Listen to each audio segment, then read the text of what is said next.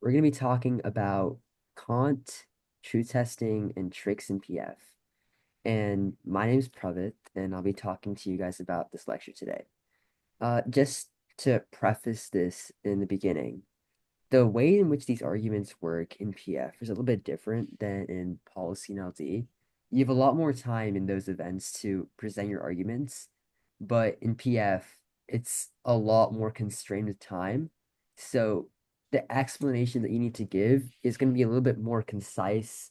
And today I'll be talking to you guys about that and the ways in which you can use a strategy like this in PF to win in tech rounds. So let's get started.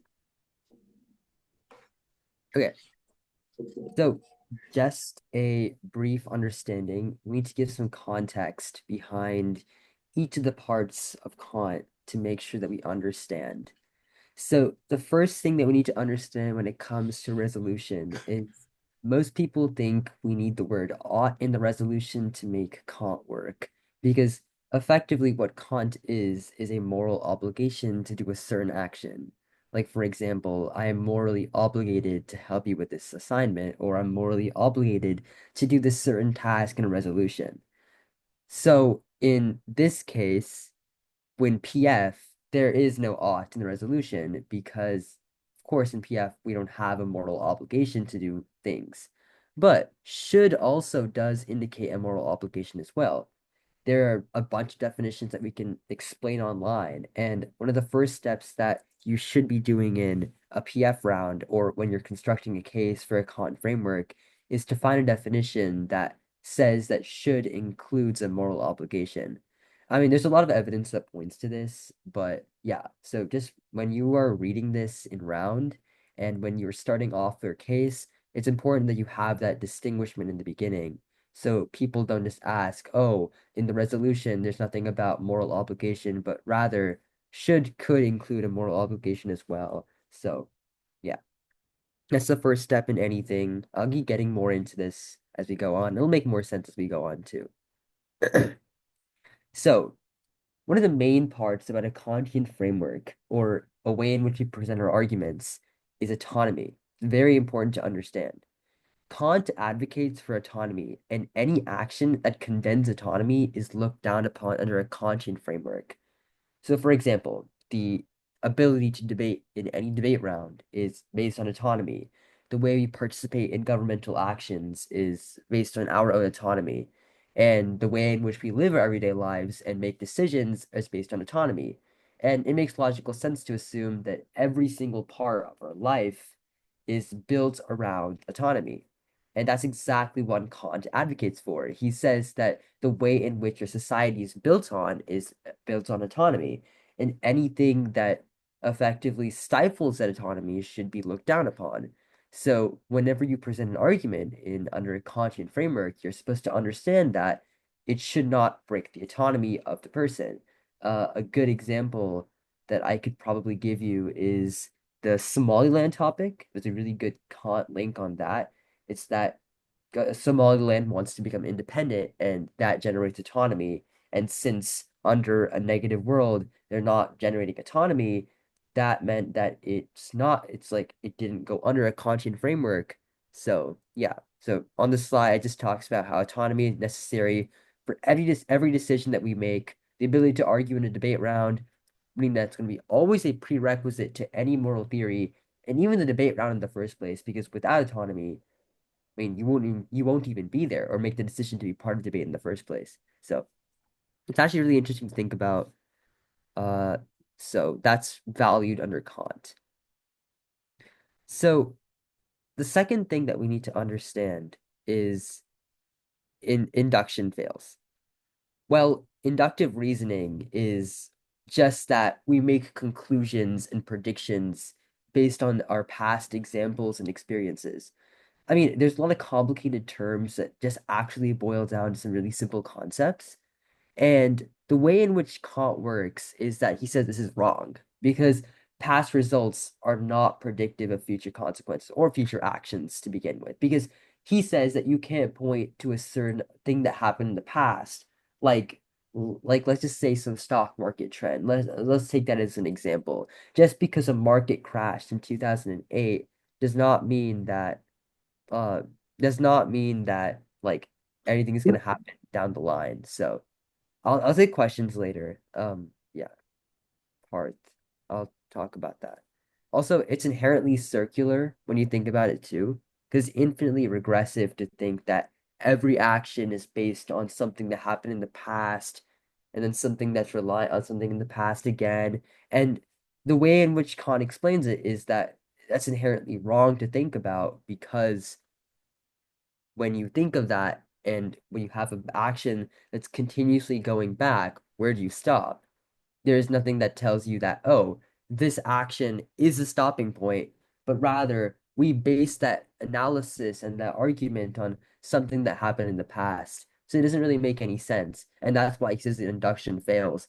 And this inductions fail argument is a very important thing in our strategy when you're running this, because if we can prove that past actions does not mean future consequences, it can take away a lot of the offense on the other side because most offense in PF relies on, oh yeah, this happened in the past, and now this is an indicative of a future trend that could happen now. Whereas Kant says that no, you can't do that because like he gives statistics and things like you can find statistics showing that the induction part doesn't work. So yeah. Okay.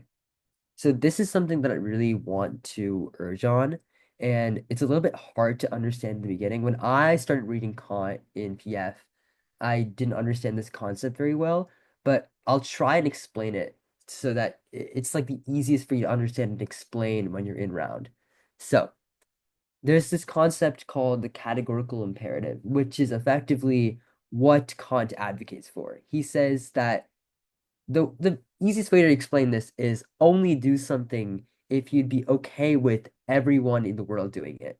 So, I guess this is the easiest way to think about it.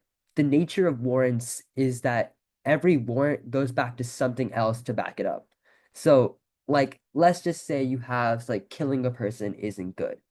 Why is killing a person not good? Killing a person isn't good because it hurts them or like it creates pain. Why is pain why is pain bad? Pain is bad because we want everyone to live a peaceful life. And then why do we want everyone to live a peaceful life? So you can see that thinking going always back. And that's something that's really hard to grasp when you're first looking at things because how much do you warrant something? Like how much do you give for that? So what the categorical imperative effectively does is it provides a stopping point for our line of thinking. It provides the fact that, oh, we should only do something and end the cycle if you'd be okay with everyone doing it, right? Like, for example, is it okay for you to lie? Like, just because it helps you in one situation doesn't mean that it's going to help you in every situation down the line. Like, for example, like if you say that lying is bad in terms of, oh, yeah, I'm going to get away with it for now, but I saved somebody. But if you're lying about something like doing something bad, then that's not okay. So you need to justify in every instance. Just because an action is good for one instance and provides value doesn't mean that in every instance that action is going to provide value. So yeah, I think that's the basic understanding of the way you can think about the categorical imperative. Because it's a little bit hard to grasp in the beginning, but the way you understand it is that think of it like this: every warrant has something that relates to it in the back half to back it up, but and this creates an infinite cycle of reasoning that never really ends. And the categorical imperative is the way which you provide a stopping point to say that, oh, this is why it's important to understand. So that's, I guess, a really easy way to think about it. I'll take questions at the end if anyone has questions about the categorical imperative. But okay, consequentialism. What is it? I mean, it's kind of in the name, like it's really easy to understand, but it's effectively evaluating the consequences of our actions. So this is under a utilitarian form of consequentialism. Under util, we use pleasure and pain calculus to determine whether an action is good or bad. So, I guess the way you can think about this is if you didn't know what util meant, util is just effectively like greatest good for the greatest number of people. And effectively speaking, that based on a utilitarian framework, sometimes it condemns bad actions for a good consequence. But as I keep going on, sometimes these consequences can never really be predicted. And this can come to your advantage when you're in round because, as I'll explain later, this can generate really easy offense for yourself. A definition here, a posteriori knowledge is knowledge that requires justification through evidence of warrant or personal experience. So there's two types of knowledge. It's a priori knowledge and posteriori knowledge. And I'll explain a priori knowledge later. Kant relies on a priori knowledge to make his assumptions and like generate like like offense. But under a Kantian framework, posteriori knowledge doesn't work because it requires a justification through personal experience to generate things. Like, for example, like slavery could have been good. It could have been justified as good during a time just because of the personal experiences. But a priori knowledge cannot be changed because it relies on something like fact rather than experience to generate a truth or a value. So, what Kant says is that our a priori knowledge is the only thing that should be prioritized. And as I'll explain later, and as you'll see later, why consequences are not something that should be evaluated upon, and why util isn't a great framework for evaluating things. I'll give you an example as to like how you can think about this under util. Under util, sometimes you could say, oh, I need to lie about this specific thing to get an action that benefits more people. But let's just say that lie kills one person to help six others.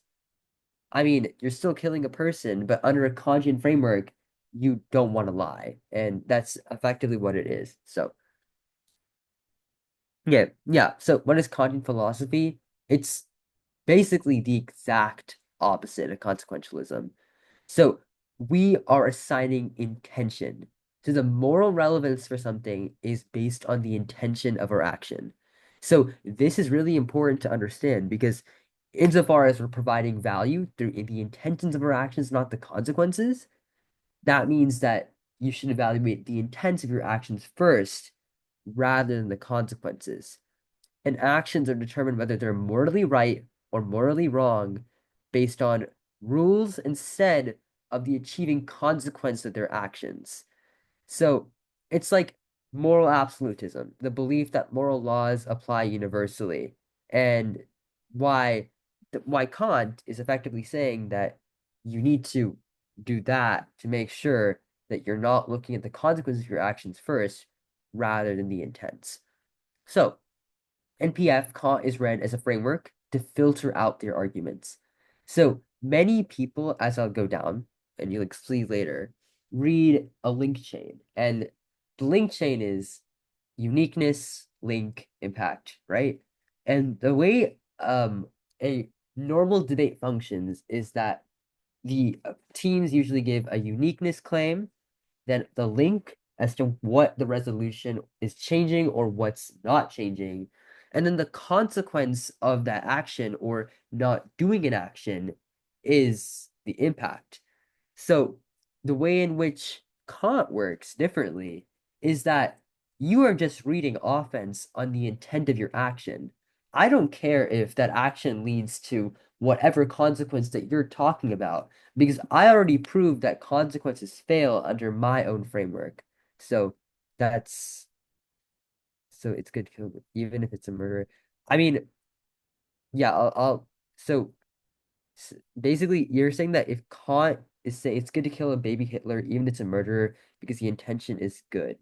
I mean, this just goes back to I don't know if that baby's going to become Hitler, right? That's why consequences fail. And under our framework, it's just we don't know what's going to happen down the line. So every like person saying that, oh, this is going to happen or the possibility of this happening doesn't go under Kant because we provided the fact that consequences are unforeseeable and we don't know based on current trends or past trends to make our assumption. All I know is right now, I need to make sure I do the action that is under the categorical imperative, and I have to save that baby from drowning because I don't want it to get killed. So I don't want to get killed, so I also obviously don't want it to get killed as well. So I guess it's the way of thinking about it. So, as I was saying, this is the way that you generate offense under the framework. And the offense under Kant works a little bit different. It's kind of hard to understand. When I first read it, I was kind of confused as well. But usually under deontology, what matters most is your intent, not the outcome of your action.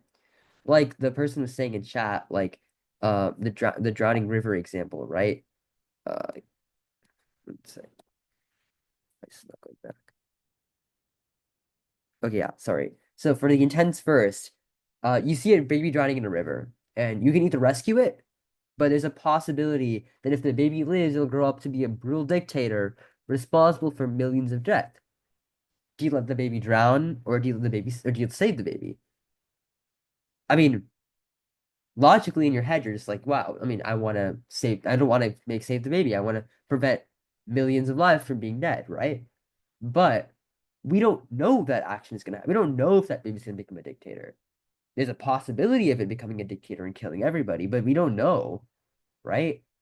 So under a Kantian framework, we need to save that baby because the intent of our action needs to align with the categorical imperative to make sure that we're not doing something that we don't want happening for ourselves. It's kind of hard to understand in the beginning, but as you keep on reading and keep on understanding, it'll become a lot easier for you to understand. And so the answer under Kant is obviously you must save the baby because your moral duty is to help someone in danger and preserve their lives. And this is true because we can never predict that the baby will grow into a dictator that kills everybody. So when you're in a round, it's Kant, you need to effectively win that consequences fail. There's a ton of evidence out there that under his own I guess philosophy that consequences don't work out. There's some really good evidence that I can probably give after the lecture as to like how this is true and like empiric examples of it being true as well. So yeah, that's intense first. And this is just an example of what a priori knowledge is, or like what is a priori knowledge versus naturalism. Don't get bogged down by the words. I know that debate usually makes things seem more complicated than they actually are, but I'll break them both down for you. Naturalism is just based on experience. Like you're naturally living, we know everything is based in the natural world and relies on induction, which is, I guess, which is about taking things from the past and then making conclusions based on that. And then second, for a priori knowledge, this is knowledge that we have that are independent of experiences. Like, okay, let's think about it like this. When you go on a vacation, you have, and you really like the area which you go, you can now think that wow, this place is amazing. This is a great vacation spot. But that was based on your experiences, right? And like everyone has a different way of thinking about what is good and what is bad. That's why the only set of thinking that is the most applicable to everyone in on the planet is a priori knowledge. Because it's a universal moral truth that exists outside the natural world. If we all be extinct in the next 100 years, like and we come back 100 years later, let's just say we repopulate, the rules would still be the same. And that's how you think of a priori knowledge. 2 plus 2 is always going to equal 4. And that's why, um, like any norm can change. Like beauty trends in the past has changed to what it is now. So when we think of Kant, we're thinking that we should only look to what can't be changed, and what can be changed is a priori knowledge, which comes in the form of things like 2 plus 2 equals 4, or how a triangle has 3 sides. I mean, obviously you can't apply those to the real world, but that's the way you think about it, which is like what cannot be changed when you go down the line. So yeah. Okay. So now let's talk about what is a strategy in PF.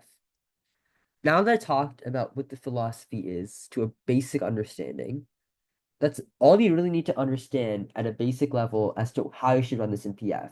Because since I explained we don't have that much time in a PF round, the most important thing is you need to be very efficient with what you do. Yeah, the answer is really simple. Most arguments in PF rely on actions leading to a consequence that we're trying to solve or prevent. Like, oh, nuclear war is bad because it causes extinction, or climate change is bad because it causes extinction, or let's take the nuclear energy topic. We need to build reactors because climate change is going to kill us all, or reactors are going to become they're going to melt down and kill us all in the next 40 years, and we need something about it now. What do all those things have in common? Whether you understand it now or not, all of those things rely on a consequence of our action, a consequence of something that's happening, like how nuclear war can cause extinction, or how climate change can cause extinction, or how this meltdowns can cause extinction. They all rely on something that can happen, which we can do. But under a deontological framework, how can you use this to your advantage? You create offense under Kant with the intent of your action being good.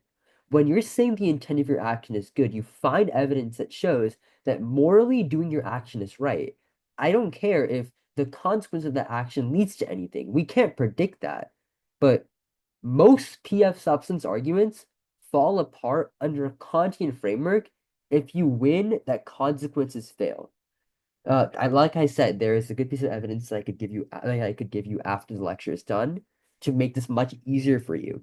But the strategy is you go up in the rebuttal or you go up in summary and you extend consequences fail, and then you say because consequences fail, you want the other side's arguments don't work because they rely on a consequence of the other person's action.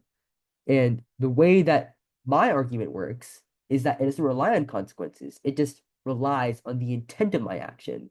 If the intent of my action is good and it benefits people, then it should win the round because under my intentions, no matter the consequence of it, I am doing a good thing.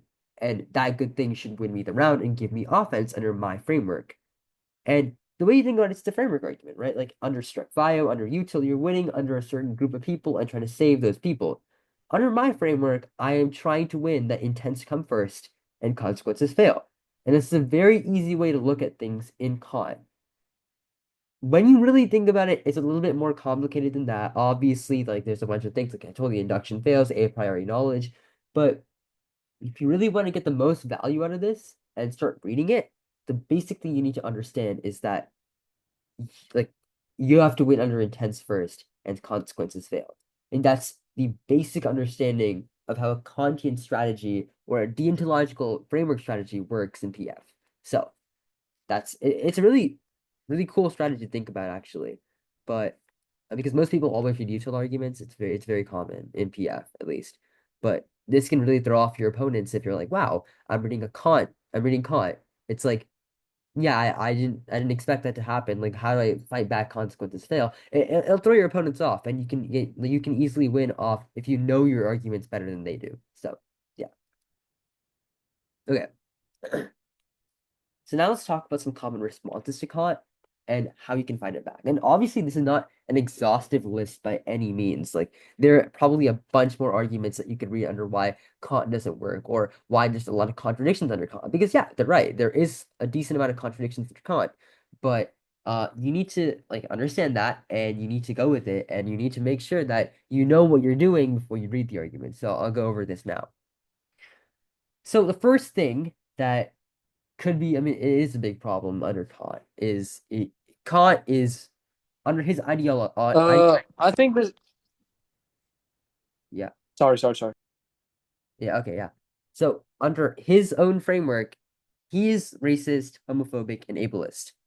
But the way you respond to this is most of the authors that write now, under his own ideology, are what we call neo-Kantians. And the way in which you explain what a neo-Kantian is that like they changed the philosophy of Kant to align better with LGBTQ values, with more modern values, and with better modern values that he didn't actually think about. Some of those authors are who we call Korsgaard, Christine Korsgaard, and effectively she reinterpreted his philosophy to make sure that like he was being more careful with his words and being more inclusive. So did like for under her own thinking, denying someone's equality due to race or sexual orientation violates autonomy under a core Kantian value. So that's a way you can phrase it. Also, be extremely careful with your words in a call round. There's a lot of things that you need to be very careful about when in debate in general. I mean, I'm not saying you have to in life in general be very careful with your words, but especially in a comp round, many people can take what you're saying and then read an IVI on you or read like a bunch of arguments as to why you're being I guess being oppressive in the debate space. You need to make sure that you're saying that I believe in the rights of all of these people, but I'm reading new authors which take into account their beliefs, and I win under that still. So he's not being oppressive because I read authors that are not being oppressive to that. And you will find most literature under our, like what is written in debate is course guard, which are reinterpreted versions of Kant, which is good because it's very easy to fight back those racist and homophobic stuff as well. So, uh, now, there's also responses that a priori's don't exist, but there are inherent truisms in the world, like a triangle having three sides and two plus two equaling four, and that's absent experience. I mean, there's a certain number of things that I guess you could say to this, but in a basic understanding, there are true things that exist in the world, and those things are like things like two plus two equal to four and triangles having three sides. So obviously they do exist. A priorities do exist. So then some other responses is a framework debate. Sometimes people can make this a framework debate. Instead of saying Kant is bad, or I mean I guess that's one way to do it. The second way to do it is doing things like extinction first or util first. And the way you fight this back in a round against Extinction First is actually not as hard as you think. Because if the other opponents come up and say, "Oh, extinction comes first, it's the most important way to determine pain and pleasure." What is something that is important about an extinction framework? It's inherently consequentialist, right? It's inherently just like, yeah, this action is going to lead to this action, is going to lead to extinction. But if you can prove the fact that consequences fail, that means their framework falls apart because since we can't predict what happens in the future based on our actions, then that means that they don't win under extinction because you can't weigh extinction if you don't know it's actually going to happen. Obviously, there's responses to that, but that's the easiest way to win. And then some people say consequences can be predicted. There's a lot of literature that says that out of thousands of studies that show like the best predictors in any niche or any other like specific part of the industry that they work in, only 2% of them are right. And that's a really great piece of evidence that you could read and round that should really help you win. So yeah, that's a lot of common responses to Kant. Um, so yeah. Okay, before we move on to the second part of the lecture, are there any questions about Kant specifically that anyone has?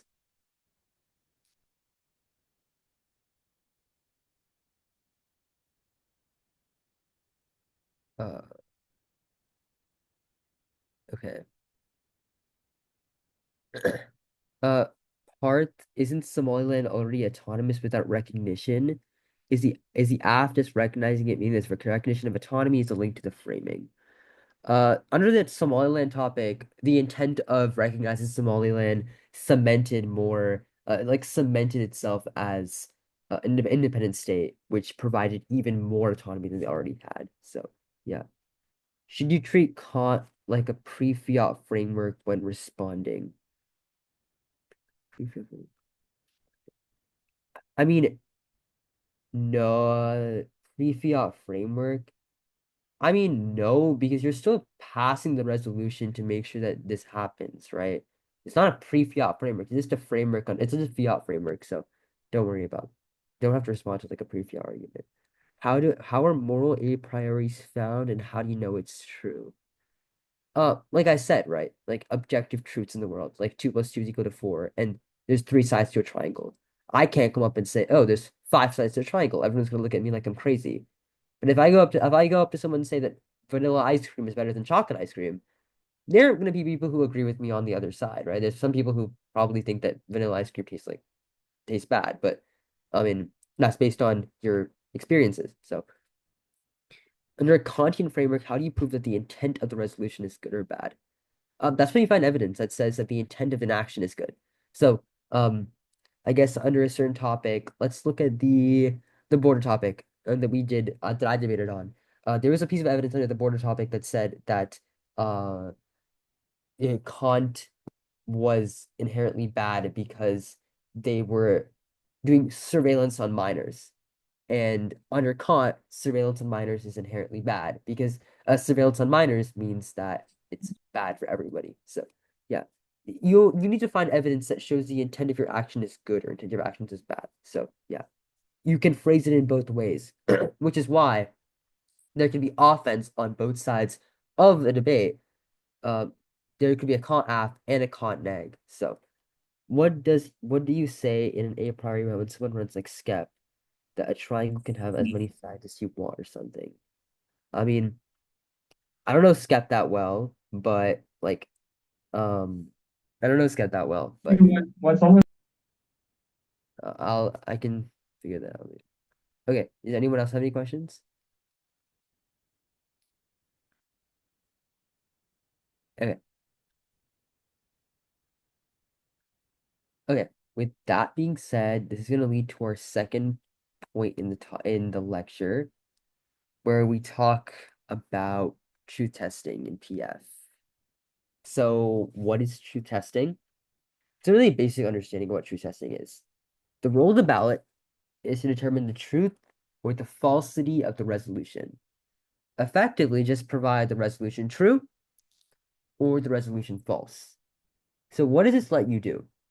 When you read this argument, it's able to let you filter out of non-topical case, theory, and other types of arguments that specifically don't relate to the truth or falsity of the topic. So, let's just say I read 7 theory shells on you. Something that you could do is you could read truth testing. You can win under truth testing, and they effectively don't really have any offense under truth testing. So it's an interesting strategy you can do, and I'll explain why this is so good with reading tricks. So, okay. So digging deeper into truth testing and the warrants for truth testing.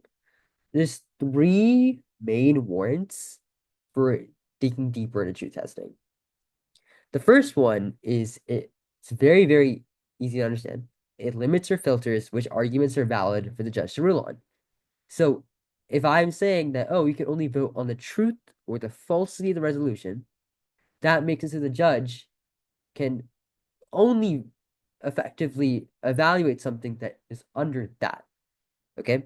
It also makes the round more predictable because teams can prepare positions related to the truth or falsity of the resolution alone and don't have to do for other things like not like a non-topical K or like theory shell too. So it makes it way more predictable, better clash into education. And also, any statement relies on the conception of truth to function. Like I can say that I'm hungry, or I can say that I'm hungry, which can also be false. So every statement relies on the conception of truth to function in anything.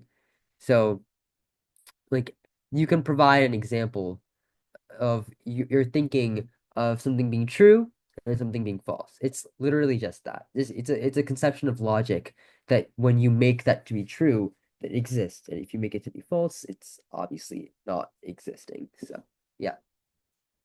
So yeah, that's the second part of truth testing. That's like truth testing in and of itself.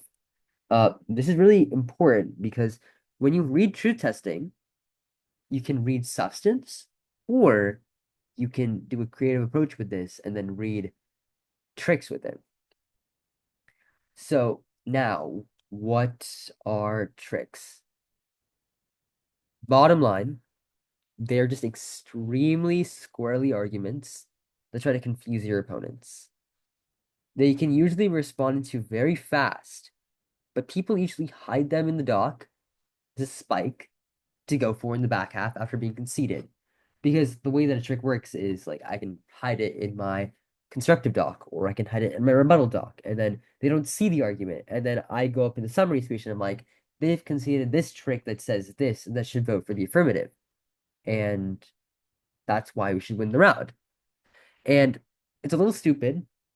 I agree. I mean, a lot of judges don't evaluate tricks for that reason. It's just kind of like no warranting. It's an easy way to win, especially for novice teams that don't understand how tricks work.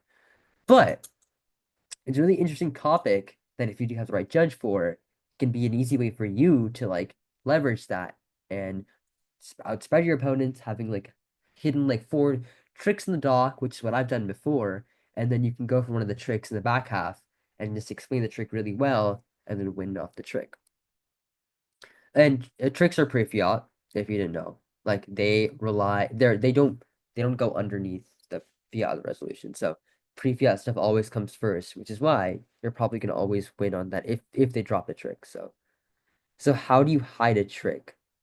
Um I mean, all right, so some of the ways that which we hid the trick in our rounds is that sometimes you just hide it inside of your case and or like underneath what is like at the top level, we read tree testing, right?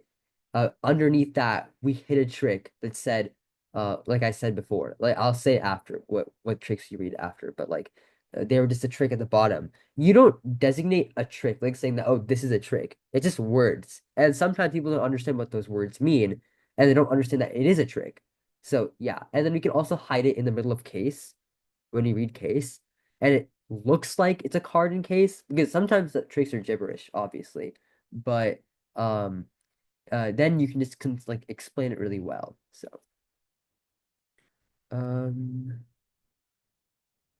someone has a question in the chat. Okay, I have a question on Kant with the example of a saving, a drowning, murdering because it's morally good action. You never know the future.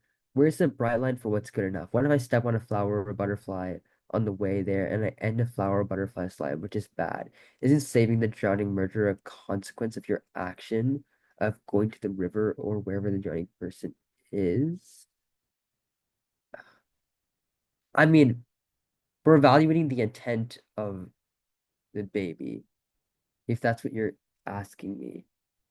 Because we don't, I mean, you're assuming that the baby's gonna become a murderer. Like that's your first issue because we don't know if the baby's gonna become a murderer to begin with. So, like, yeah, I mean, the morality of the action is that under the categorical imperative, I don't want to die, and so I don't want another person to die as well. So that's the way you look at it. And then if you're killing a butterfly on the way there, which is bad. But I guess it's a response you can make, but mostly it's related to people, not objects. So, okay, some tricks. This is some very basic understanding of some not common tricks, but like some easy tricks to understand. Um, First, indexicals. Again, because all frameworks share equal value, weighing between frameworks is impossible. Therefore, if I win under one framework, which is the framework I'm going for, that either negates or affirms. And this can be an easy way for you to win if they don't make a response on it. Obviously, there are responses that you can make on these tricks to make sure that they don't win on it. It's very easy to make a response, okay? Like for example, with indexical, it's stupid. Because if all frameworks share equal value, then I can also create a framework myself and say to vote for the affirmative. It's just a wash at that point, right? So the way you win a trick is you have to hide it really well and outspread your opponent and just hope they don't see it. Obviously, you could maybe win it and frontline it, but I don't really know if it's worth the time if they don't drop it. Second trick that's really interesting to think about is trivialism.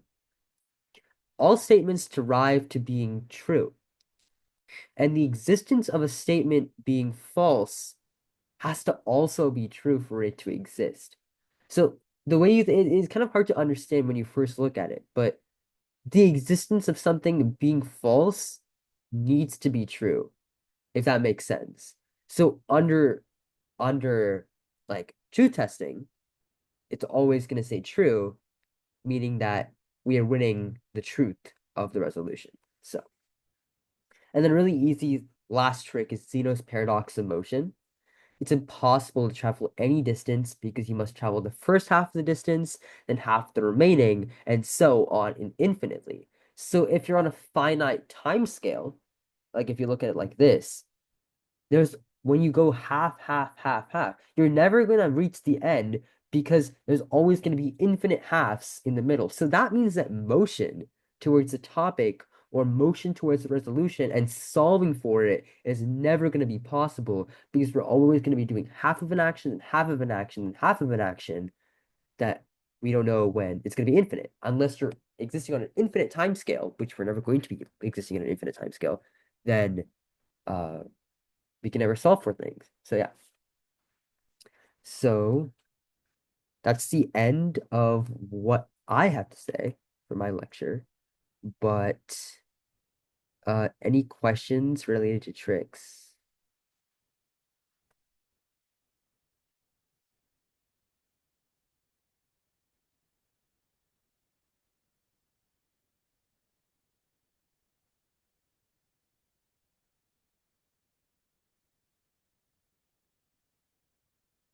Going once, going twice.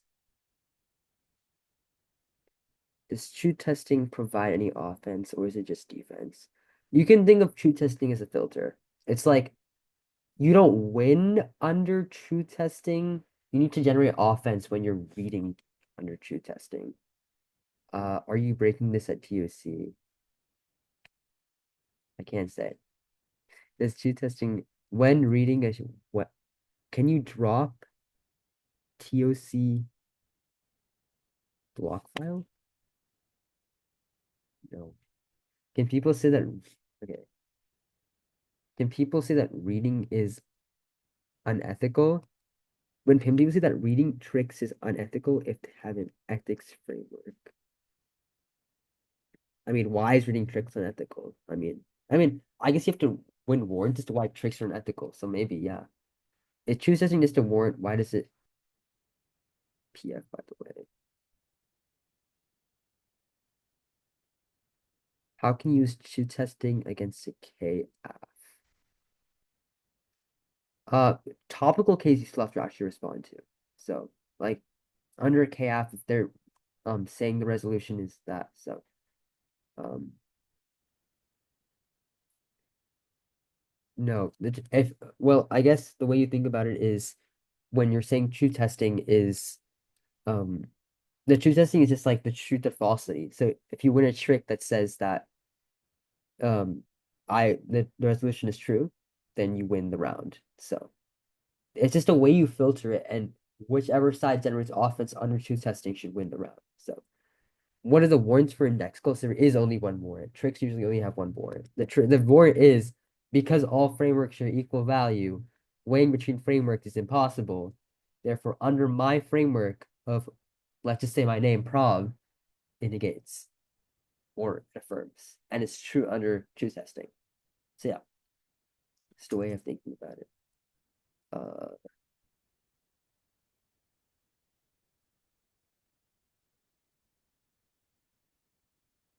any more questions?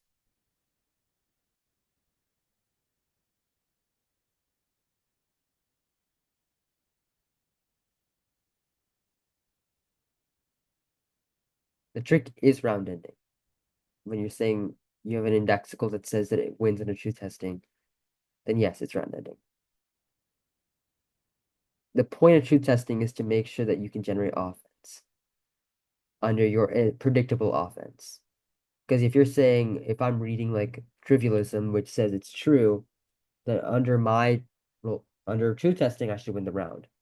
But if I don't read truth testing, I can't win under the trick. And the way truth testing works is that if I read a bunch of complicated positions that don't relate to the topic, I can just read truth testing and filter out of those arguments. And I can win under the arguments that actually relate to the role of the ballot.